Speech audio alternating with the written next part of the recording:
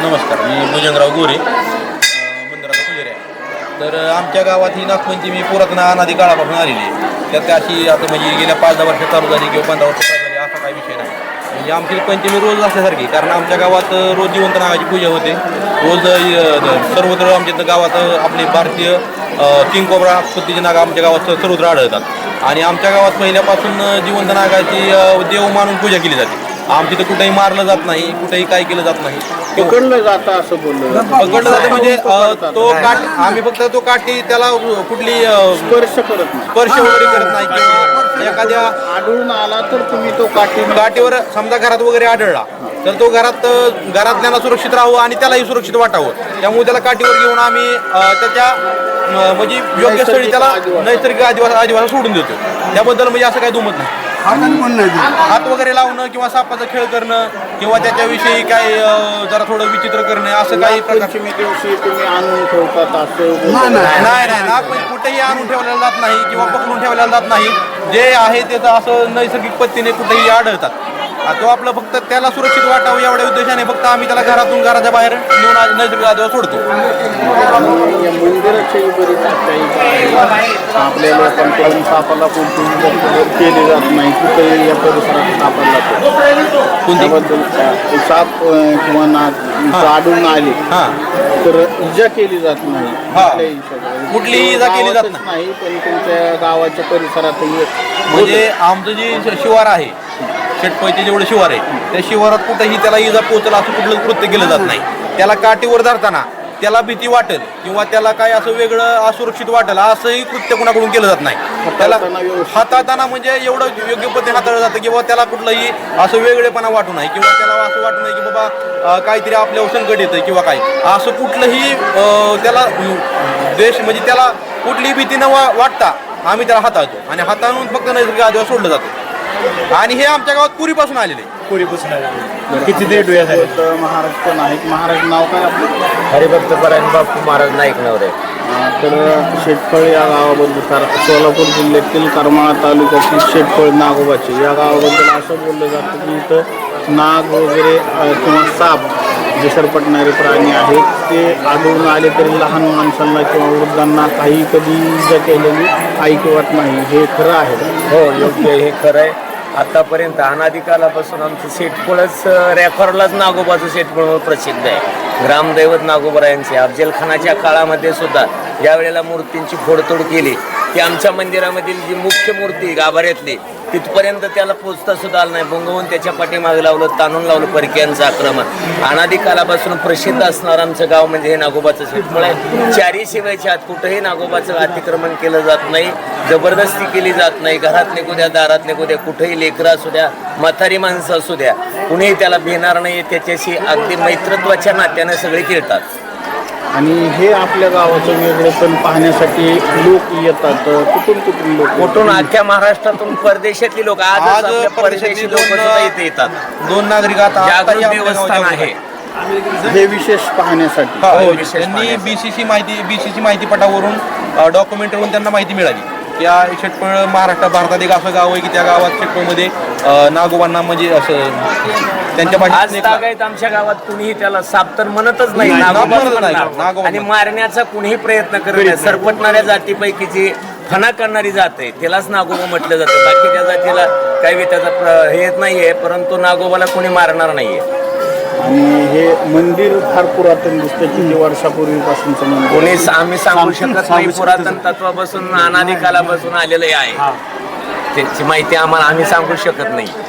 आणि कुलदैवत आहे आमच्या गावाचं, ग्रामदैवत अनादिकालापासून चालत आलेलं आहे. आणि जे नाग आणून सोडले जातात, बोलले जातं की इथं आणून सोडतात तर तसं सोडत नाहीत, मनाने आणि जर आला तर त्याची पूजा होते. असं मुद्दाम होऊन पूजा करताना सुद्धा त्याला अशी असुरक्षितेची भावना निर्माण होईल असं सुद्धा वर्तन कोण करत दूरूनच. आणि नागपंचमी शिवाय वर्षभरात काही कार्यक्रम होतात का? हो, वर्षभरात म्हणजे मंदिराचे म्हणताय का तुम्ही? मंदिराची यात्रा वगैरे, महाशिवरात्रीला यात्रा असते, दसऱ्यालाही पालखी निघते. असे श्रावण महिन्यात हा पंधरा असतो, चैत्र महिन्यामध्ये असा मोठा उत्सव सप्ताहाचा असतो. नागपंचमी दिवशी काय विशेष राहतं मंदिरात? नागपंचमी अनादीपासून तुम्हाला नाग कायमस्वरूपी पंचमी दिवशी निघतोच आणि अशा हजारो महिला तो नागमध्ये फडी काढून उभा राहतो. सगळ्या महिला त्याच्या भोवती गाणी म्हणतात. दिवसभर तो हलत नाही, काही नाही, निवांत उभा राहिलेला असतो. त्याच्यावर कुठल्याही कसल्याही प्रकारचं अतिक्रमण केलं जात नाही. म्हणलं आज पण नागपंचमी आहे, आज असा काही नाग येऊन समजा असा काही प्रकार झाला? हो, आजही निघाला होता नागोबाचा. आजही दर्शन झालं, कालही दर्शन झालं आणि आजही दर्शन आजही झालेला आहे. तर महिलांनी त्याचं दर्शन झालं. दर्शन हे नित्यनेमाने एक दोन दिवसाला होतच आहे. वर्षभर 12 महिने 18 का चालू चालूच राहतं. राहील. उन्हाळ्याच्या दिवसात जास्त, उकाड्याच्या दिवसात तर जास्त त्याचं प्रमाण राहतं. आजही आमचं जे मुख्य ग्रामदैवत नागोबरायाचं मंदिर आहे त्याच्या मुख्य गाभाऱ्यात महिलांचा प्रवेश आजही नाहीये. फक्त पुरुषच आतमध्ये जातात. दुरून दर्शन. दुरूनच महिलांचं दर्शन बाहेरूनच असते. आणि बाबा इथं असं बोललं जातं की आपली जी जुनी घरं आहेत खानाची त्याच्यासाठी नाग म्हणजे आपण नागोबा खेळायसाठी एक ढोली खडी किंवा जागा ठेवल्या जातो. तर ते घरातलाच भाग असतो तरी काही इजा होत नाही. नाही. आणि घरातील लहान मुले किंवा वयस्कर माणसे यांना दिसून आला अंगावरून खेळा गेला तरी भीती वाटतच नाही. अशा कितीतरी घटना घडलेल्या आहेत. दांगोबा बसल्यानंतर मांडीवनं गेलाय, कुणाच्या शर्टात आत जाऊन बाहेर आलेला आहे. असं बरेचसे आता म्हाताऱ्या रात्री माणसांच्या लहान मुलाला पाळण्यात जाऊन खेळायला रात्री अपरात्री शेतात पाणी द्यायला वगैरे जातात. किती जणांच्या पायात आल्या ते झाले, कुणालाही इजा झाली नाही. झालेलं नाही. आजपर्यंत एकही माणूस दगवलेला नाही. म्हणजे इथं नातच असं आहे, दिवसाने दगावलेलं एकही उदाहरण नाही, नाही. इथं नातच असं आहे की नागोबाचं आणि त्या ग्रामस्थांचं नातच असं आहे की बाबा ते घरातील व्यक्ती किंवा बंधुत्व मित्रत्व काय म्हणाल, जग योग्य वाटेल ते तुम्ही नाव देऊ शकता. तर आज आपण क्लिअर केलं की इथं स्वतःहून हाताळले जात नाहीत किंवा आणून सोडले जात नाही किंवा त्यांना कुठली इजाही केली जात नाही. तरीही फॉरेस्ट विभागाकडून असं म्हणजे ऐकीव माहितीच्या आधारे आपल्याकडं नागपंचमी दिवशी फॉरेस्ट विभागाचे कर्मचारी अधिकारी येऊन थांबतात. आमची फॉरेस्ट डिपार्टमेंटला एक विनंती की त्यांनी वर्षभर आमच्या गावात त्यांचा त्यांची एखाद्या त्यांच्या इस्माची नेमणूक करावी किंवा त्यांनी स्वतः राहावं किंवा कर्मचारी राहावं आणि त्यांनी एक वर्षभर इथं अनुभव घ्यावा की बाबा इथं काय होतंय, कसं होतंय, इथं कसं निघतात, काय होतंय, त्यांना ते पूर्णपणे माहिती होईल. त्यावेळेस त्यांच्या लक्षात येईल. त्यांनी ऐकीव माहितीच्या आधारे किंवा ही सोशल मीडियाच्या आधारे जी माहिती घेऊन इथं कारवाई करायचं दरवर्षी त्यांचा जो बडका काढतात ते पूर्णपणे चुकीचा आहे त्यांचा. त्यांनी 12 महिने आता नागपंचमी एक दिवसापूर्वी येतात आमच्याकडे, पण आम्ही 12ही महिने पूजा करतोय. त्याचं काय करायचं? पूजा करतो, देवावरूनच पूजा करतोय. फॉरेस्टच्या नियमाला नियमभंग होतील असं कुठलंही वर्तन होत नाही. म्हणजे हे फॉरेस्ट डिपार्टमेंट अस्तित्वात यायच्या अगोदरपासून आमच्या गावात ते चालू आहे, परंपरा चालू आहे. केव्हा असं नाही की फॉरेस्ट डिपार्टमेंट आता आले. आता आमचे आजोबा तुम्ही आता करताय हे आमचे आजोबा पंतोबांनी आम्हाला हे सांगितलं तेच आमचं पुढे चालू आहे. म्हणजे जी परंपरा आहे ती चालू आहे.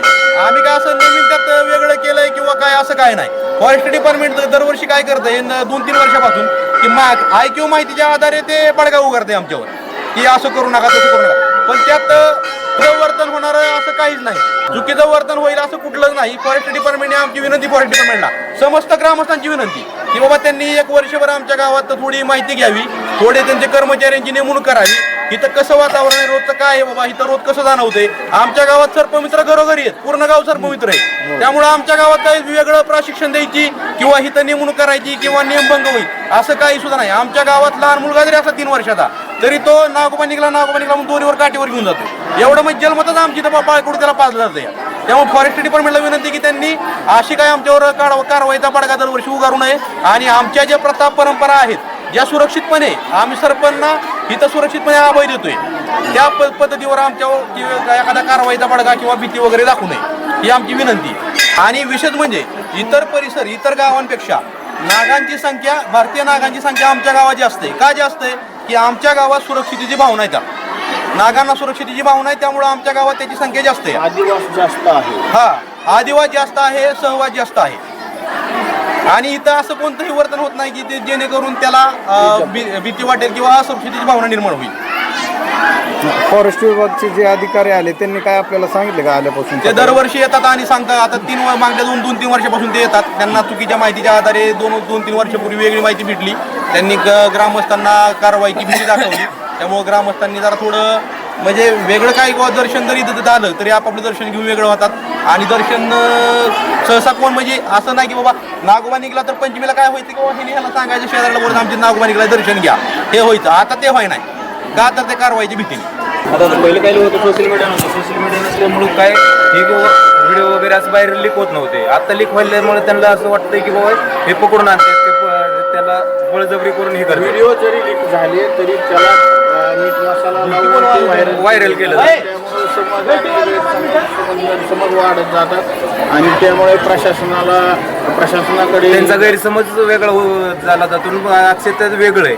समोर बघितलं तर वेगळं केलं जातं ना असं त्यांना विचार त्यांचा वेगळं गैरसमज झालेला आहे. हे आपल्या परंपरेत वन विभागाचा हस्तक्षेप झाल्यासारखं होतंय का? नाही त्यांचा हस्तक्षेप त्यांच्या दृष्टीने बरोबरच आहे आणि आमच्या दृष्टीने आम्ही पण बरोबर आहेत. असं कुठलंही नाही. मग त्यांना पण गावकऱ्यांची चूक नाही. कारण जी परंपरा चाललीच पाहिजे. कारण आपण असं विचारतोय की भारत देश हा पुरातन काळापासून परंपरा जपणारा देश मानला जातो. पण पुरातन देश आपण जर ते खंडन केलं तर काय ते पुरातनचा विषय नाही ना. इतिहासामध्ये आपण पाठीमागे बघितलं तर आपला भरपूर मोठा इतिहास आहे. का मंदिरांचा असून द्या किंवा कुठल्या पण दृष्टीचा असून द्या. कारण भरपूर असं एक मोठा इतिहास वैशिष्ट्य आहे आणि हेच वैशिष्ट्य आपल्या शेतपळी या गावाचं आहे आणि त्यामुळं ही परंपरा अबाधित राहावी म्हणून आपले प्रयत्न. फॉरेस्ट डिपार्टमेंटने आमची मागणी की फॉरेस्ट डिपार्टमेंटनी जो दरवर्षी जे काही 1 दिवसापुरती येतात त्यांनी 1 दिवसापुरती आमच्या गावात येऊ नये. त्यांनी 12ही महिने आमच्या गावात राहावं. चौकशी करून आमच्या गावात 12 महिने त्यांनी राहावं. काय त्यांची राहण्या खाण्याची पिण्याची सोय ग्रामस्थ करतील. त्यांनी 12 महिन्यातला अनुभव घ्यावा आणि नंतर त्यांनी जी कारवाई करायची त्यांची ती कारवाईला आम्ही सामोरे जातो. जर चुकीचं होत असेल तर याला कशाने तर त्याला पैसा घालून जाते माणसासारखं दंड करतात. जरी एखाद्या नागाची विधिवत नैसर्गिक मृत्यू झाला तर त्याचं अंत्यविधी करणे सावडणे एवढे क्रियाकर्म आम्ही करतो. सगळे जे फॉरेस्ट डिपार्टमेंटलाही जमणार नाहीत आणि फॉरेस्ट डिपार्टमेंटही करणार नाही ते. पण त्या गोष्टी आम्ही इथं पाळल्या जातात. नागाला देव मानण्याची भावना जरी असली हा. तरी त्याला हाताळण्याचे वगैरे प्रकार होत नाही, पूजा करण्याचे प्रकार होत नाही. ते कोणतेही प्रकार इथं होत नाहीत. त्याला असुरक्षितेची भावना वाटेल असं कोणताही प्रकार ह्या शेटपळमध्ये होत नाही आणि आजपर्यंत आला नाही, इथून पुढेही होणार नाही.